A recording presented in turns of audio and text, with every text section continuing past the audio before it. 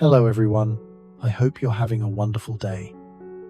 Today we're diving into a mystery that could destroy everything Yuri and Mrs. Nghia have built a single missing page from a critical contract and someone who wants it to stay lost. If you enjoy the story, don't forget to subscribe to the channel so you won't miss the next episode. Yuri's flight had landed late the night before, but he'd driven straight to the tea house instead of going home. Tu Tieu had heard the car pull up and they'd sat together in the quiet dark, her hand resting lightly on his, until exhaustion finally pulled him towards sleep. Now, in the pale morning light, the world felt softer. The fog outside made everything look like a watercolor painting, blurred edges, gentle colors, no sharp lines. Tu Tieu moved around the small kitchen with the kind of care that made ordinary tasks feel sacred. She folded a blanket. She set out rice porridge. She poured tea into 2 small cups and carried them to the table where Yuri sat, eyes half closed, breathing slowly like he was trying to hold on to the peace for just a little longer. "You promised," Tu Tieu said gently as his phone buzzed again. "No phones until breakfast." Yuri looked at her, and his expression softened. "But this one, I have to take." His shoulders, which had just begun to relax, tightened again. His hand gripped the edge of the table.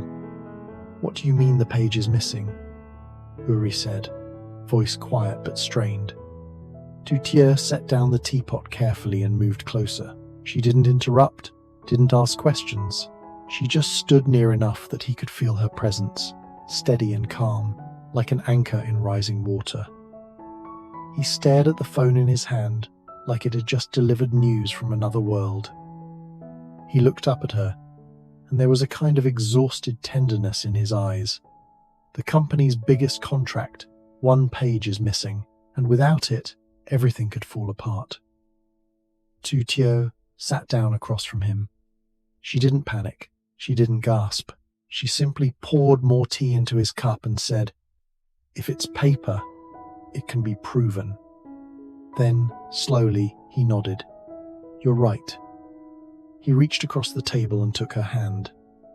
"I'm sorry. I wanted this morning to be ours."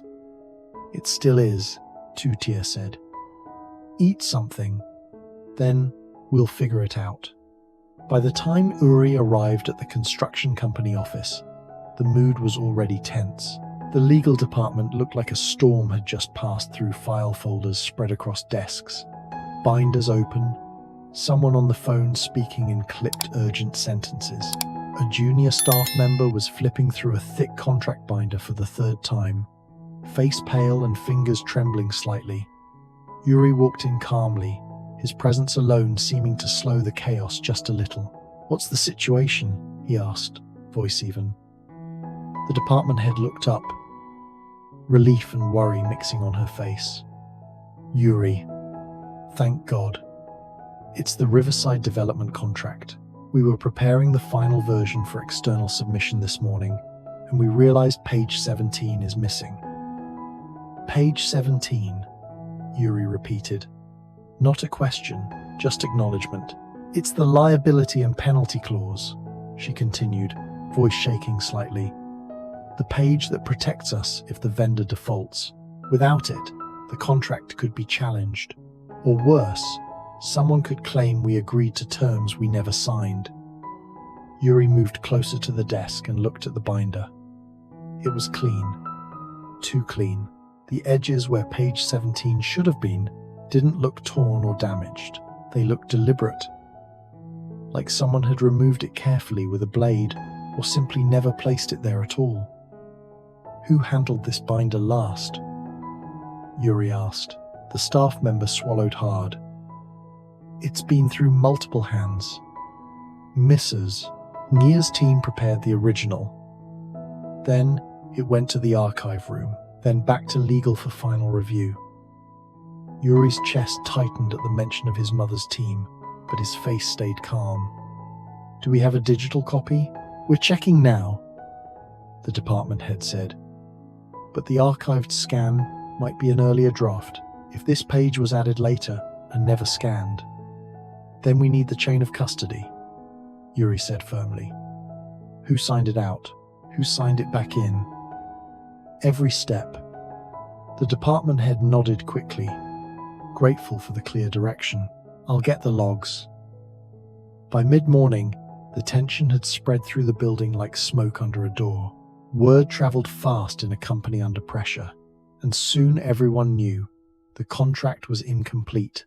The deadline was today, and someone was going to be blamed. That's when Lynn arrived. She walked into the legal department with the kind of calm that felt almost rehearsed, polished blazer.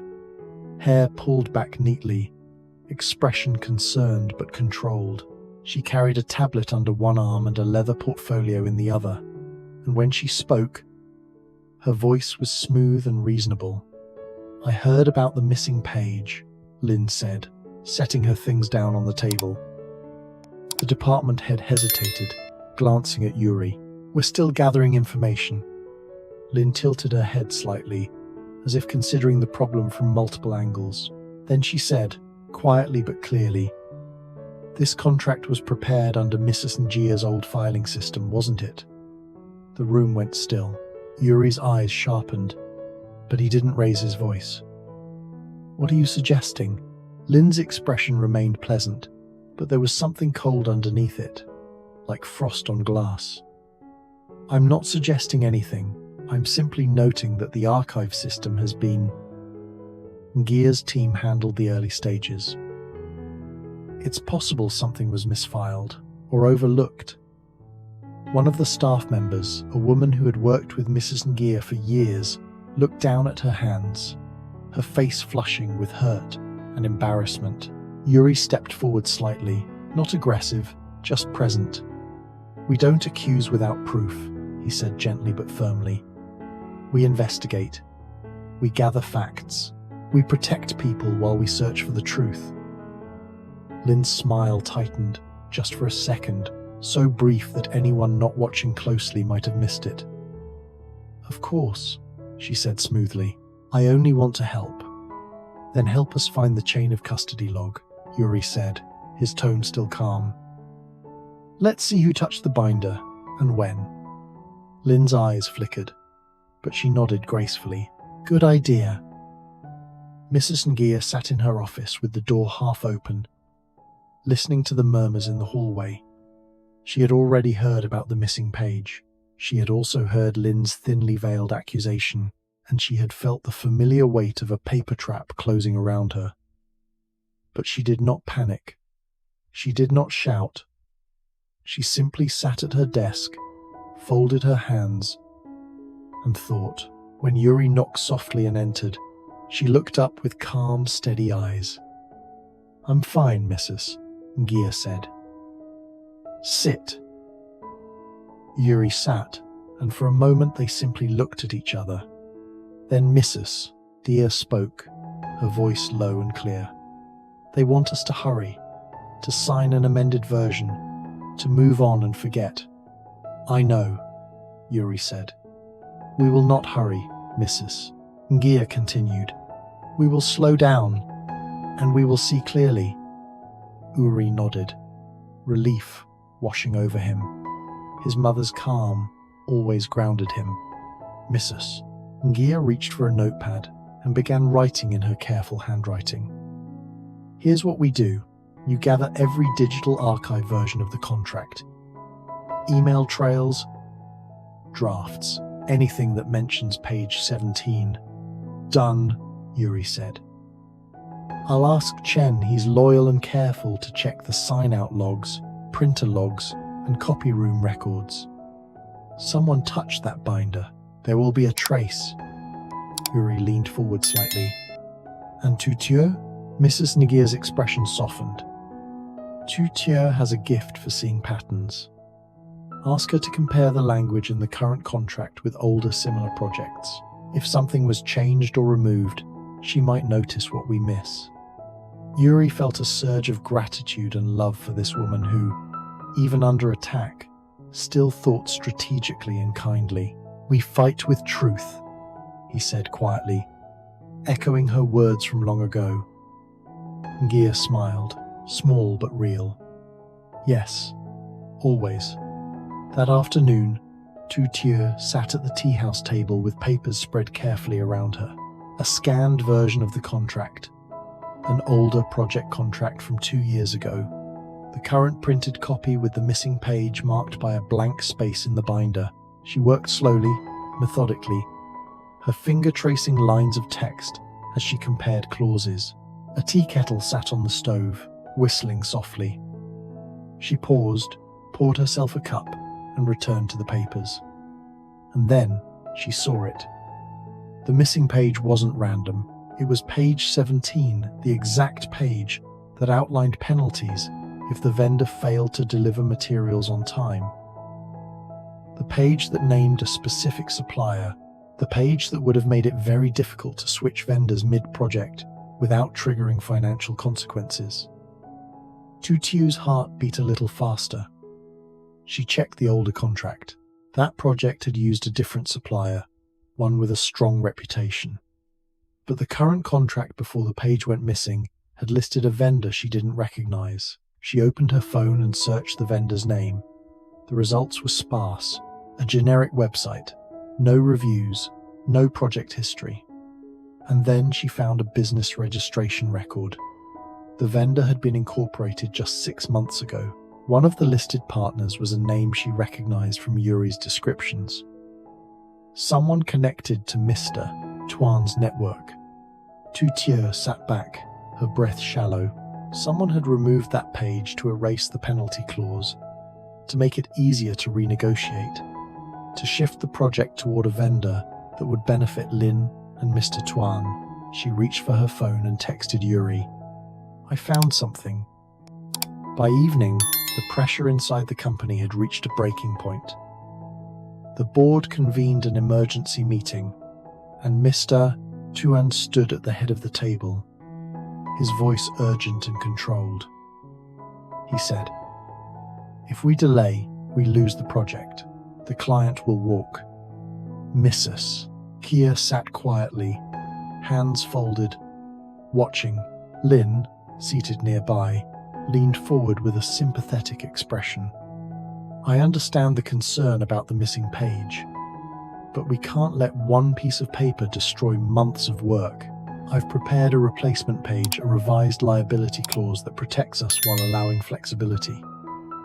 She slid a printed page across the table. "Missus." Nghia picked it up, read it carefully, then set it down. "This is not the same clause." "It's better," Lynn said smoothly. "More modern, more adaptable. It removes the vendor penalty," Mrs. Nghia said calmly. "It allows substitutions without consequence. It allows us to finish the project." Mrs. Nghia looked around the table, her voice steady and clear. "We do not replace what we cannot verify. If we sign this, we are signing away our protection." Some board members shifted uncomfortably, torn between fear of losing the deal and respect for Mrs. Nghia's integrity. Others looked at Mr. Tuan, waiting for him to push harder. Lynn's expression flickered just for a moment with something close to frustration. She hadn't expected Mrs. Nghia to resist this firmly. Mr. Tuan's voice cut through the silence. "Mrs. Nghia, with respect, you are letting perfectionism endanger the company." "Mrs." Nghia met his eyes.